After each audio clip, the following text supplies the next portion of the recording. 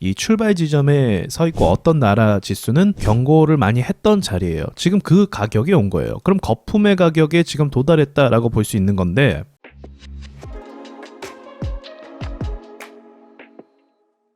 자, 오늘은 좀 중요한 이야기 해볼게요. 시장이 꽤 많이 올랐어요. 이거 지금 보시는 건 나스닥 선물 차트인데 이미 신고가 랠리를 가고 있죠. 그래서 기세가 계속적으로 좋은 모습을 볼 수가 있어요. 뭐 꺾였다라고 볼 수는 없고요. 그리고 지금 보시는 거는 이제 나스닥 지수입니다. 우려했던 부분이 그 부분이죠. 여기 정고점에 닿으면 조정 가능성이 있긴 하거든요. 이게 여기서 몇 번 흔들고 오면은 오히려 좋은데 한 방에 밀었기 때문에 이 정도의 조정 이런 것도 가능성이 있어요. 예를 들면 무슨 말이냐면 이거를 이렇게 보셔야 돼요. 여기 반등이 나오고 나서부터 쭉 밀어 올린 거거든요. 그러면 사실상 이게 언제예요? 한 10월, 그러니까 4개월 만에 30%가 오른 거예요. 4개월 만에 30%면은 이거 종합지수인데 엄청나게 오른 거죠. 그렇기 때문에 차익 실현 매물이 나올 수 있어요. 이 차익 실현 매물이라는 건요, 급하게 오르면은 투자자 입장에선 판단을 요구받게 돼요. 천천히 오르면 뭐 어디 다녀와도 되고 뭐 시장을 그렇게 안 봐도 되는데, 이게 급하게 올라서 급하게 뭐가 발생한 거예요? 수익이 발생한 거예요. 그래서 천천히 오르면 이제 멘탈이 강한 투자자들이 쭉 갖고 간 건데, 이렇게 급하게 오르면 좀 급하게 대응할 수밖에 없게 되는 거죠. 그러니까 급하게 오르니까 어떤 매물들이 들어오겠어요.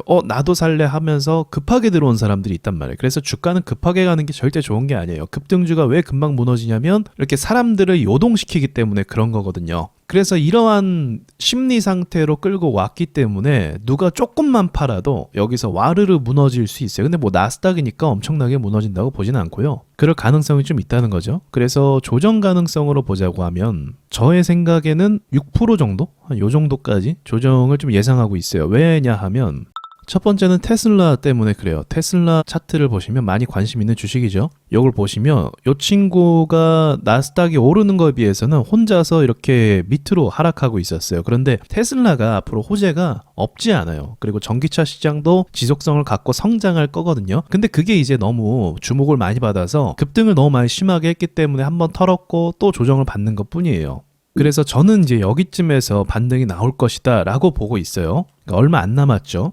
그리고 다음은 애플. 애플 역시도 요즘에 좀 약세입니다. 비전 프로 때문에 좀 반등이 성공하지 않을까 싶었는데 비전 프로 나오고 나서 반응이 좋지 않으니까 이렇게 됐어요. 근데 얘도 마찬가지로 테슬라도 마찬가지고 여기서 1차 방어선에 도달을 하고 있어요. 그래서 저는 이 방어선을 지켜줄 것이다 라고 지금 보고 있거든요. 반등의 힘이 이제 어떻게 반영이 될지, 또 시장에 어떤 힘을 발휘하고 또 호재가 생길지는 모르겠지만 일단은 지지를 받고 올라갈 가능성이 좀 높아요. 거기다 나스닥 신고가 랠리 진행되면 또 투심이 바뀌어서 돈이 붙기도 하겠죠. 자, 이 차트를 보면서 이야기해 볼게요. 제가 몇 번 말씀을 드렸지만 경고의 말씀도 드렸어요. 지금 나스닥은요 정상이 아니에요. 이게 보시면 예전에 팬데믹 사태 때 유동성이 풀리면서 여기를 거품이라고 많이 이야기했고 경고를 많이 했던 자리예요. 지금 그 가격에 온 거예요. 그럼 거품의 가격에 지금 도달했다라고 볼 수 있는 건데, 그렇다면 기업의 실적이 이전보다 드라마틱하게 나아졌냐? 좀 더 나아진 건 맞는 것 같아요. AI 수요를 통해서 엔비디아도 좋아진 건 맞는 것 같은데 뭐 드라마틱하게 엄청난 변화를 갖고 있는 건 아니라는 거죠. 그렇다면 이 위를 뚫으려면 어떻게 해야 됩니까? 주식은 간단해요. 기대감이라는 게 작용을 해야 됩니다. 기대감이 작용을 하면요, 매출 상관없어요. 그냥 오로지 앞으로 잘 될 거야 라는 그런 막연한 기대감 때문에 주가가 오르는 게 현실이거든요. 그러나 거품이라고 이야기했죠. 여기서 만약에 오르지 못하고 추가적으로 돈이 붙지 못하고 오히려 악재가 생기게 된다. 그럼 어떻게 됩니까? 이 과열됐던 증시가 와르르 무너질 수도 있게 된다는 거예요. 그래서 오른다는 거야, 내린다는 거야. 저는 차트를 봤을 때는 간다라고 봐요. 왜냐하면 제가 얼마 전에 말했던 것처럼 기세라는 게 있거든요. 기세는 뭐냐면 정고점이 있을 때 그걸 뚫는 주식들은 기세가 좋게 뚫어야 돼요. 어설프게 올라가면 어떻게 되겠어요? 여기 있는 사람들이 매도를 하고 싶겠죠. 여러분 물렸다고 생각해 볼게요. 내가 물렸어요. 계속 물려 있어요. 1년, 2년. 근데 드디어 여기를 왔어. 근데 어정쩡하게 오는 거야. 이렇게 천천히. 그럼 어떻게 하고 싶어요?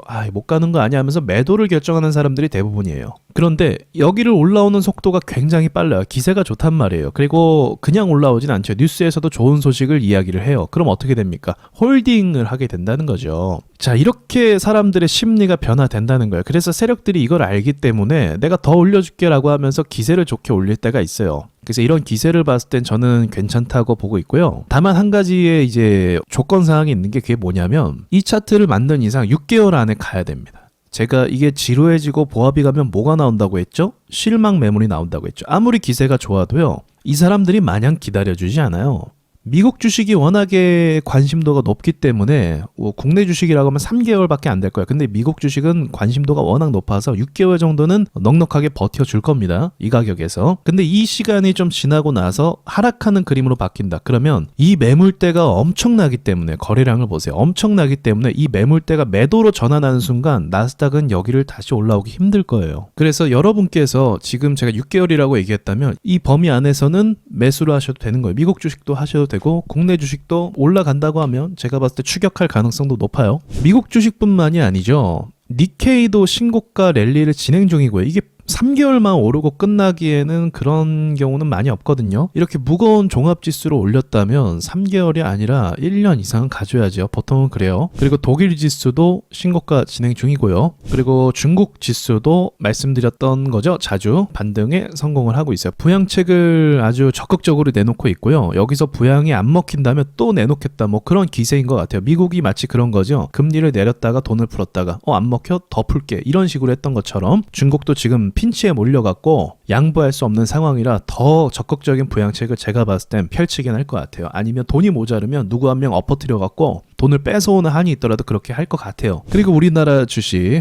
코스피 할 말이 없긴 하지만 그래도 저항을 뚫고 제가 이 라인이 중요하다고 했잖아요. 여기를 지금 뚫고 오늘 좀 방어해 주는 것 같아요. 여기를 이제 밟고 올라가는 게 중요해요. 그러니까 다들 이 출발 지점에 서 있고 어떤 나라 지수는 이미 상승을 시작했고 그런 상황인 거죠. 정리하면 지금이 시장의 고점이냐, 그래서 끝물이냐, 뭐 그렇게 얘기할 수도 있는데 저는 일단은 그건 아니라고 본다. 그러나 실망 매물이 나오기 전에 올려줘야 되는 거는 맞다고 말씀을 드리겠습니다. 자, 이상 마치도록 하겠습니다.